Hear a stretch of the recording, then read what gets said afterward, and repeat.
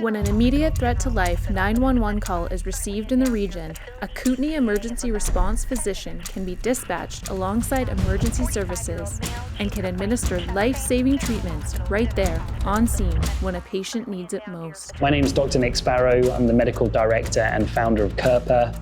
I'm a ER physician and EMS physician working in Nelson, British Columbia. KERPA stands for Kootenay Emergency Response Physicians Association. We're a Canadian registered charity based just outside of Nelson. We send a trained physician right to the scene of the incident to assist patients who have an immediate threat to life, supporting the emergency services. KERPA's dispatch through BC Ambulance, we will respond within a 1 hour radius in the vehicle. So Nelson, Winlaw, Salmo, Caslow and Castlegar.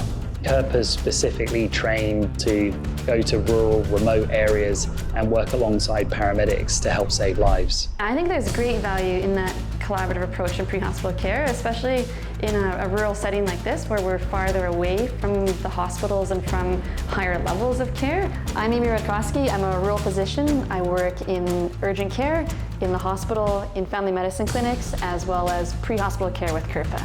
We're really pleased because Dr. Amy is now riding out on the truck and she's going to be undergoing training and then hopefully responding in her own right in the fullness of time. Coming as a physician to the scene, we're bringing some of the skills and experience from the emergency department and provide things like a general anesthetic, surgical interventions, like putting chest tubes in on scene.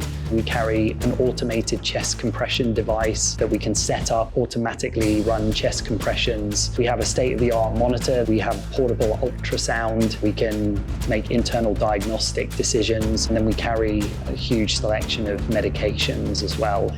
We're packing some of the most advanced equipment we can carry.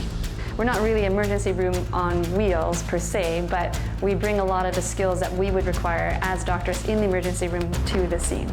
For example, on a scene that I once arrived on first, I was the only provider. I was able to get that chest compression machine on, place our monitor, and then work on the airway of the patient while other resources were still responding to the scene. One of the nicest things to hear is the sirens of other emergency providers who are coming to back up on those calls. To date, KERPA has responded to over 900 911 calls. Some of the calls that we've gone to are stabbings, shootings, cardiac arrests, unconscious patients, drug overdoses, motor vehicle incidents, drownings, ATV accidents, motorcycle accidents, and ski-related injuries. At over 400 of these calls, we've either provided diagnostic, medical or critical interventions, and we've assisted the emergency services in transporting over 150 of these patients to either local hospitals or regional trauma centres. KERPA is the first organisation in Canada, the third in the world, to have special operations accreditation through KEMS.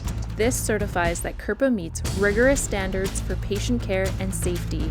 We want it to be accredited because it would give us standing in the community that we were meeting a standard of excellence. My name is Miriam Ramsden and I volunteer to work on the KERPA board.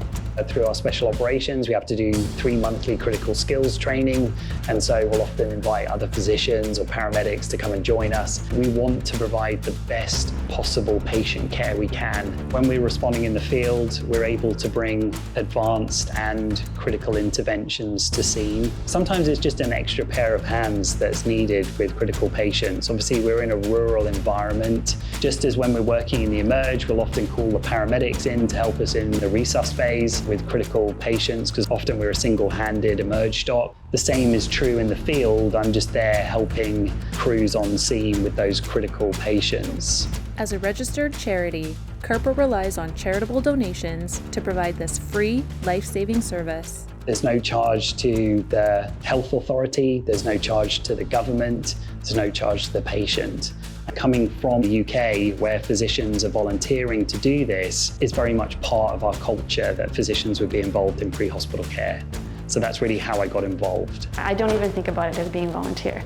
So there's a number of volunteer services already in the area, the volunteer fire departments, search and rescue. It's just people in the community wanting to help other people in the community. Sometimes the biggest impact we have can actually be at times where patients actually don't make it, is knowing that we've been there able to help alongside all of the other emergency services, that they had every possible resource on scene to help.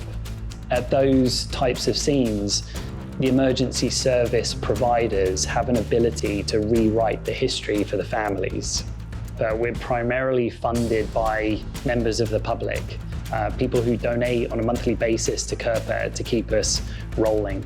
I feel really blessed that the community has funded this. KERPA's really looking for just your support. So if you're able to become a monthly sponsor, or if you're a corporate organization and you want to give back to the community, please think about supporting KERPA, because I know that with more funding, we can carry more equipment and we can potentially get more physicians out on the road helping the public and working alongside the emergency services. I'm not going to quit trying to get out there and save people's lives. Visit KERPA.org to learn more, donate, and help save lives.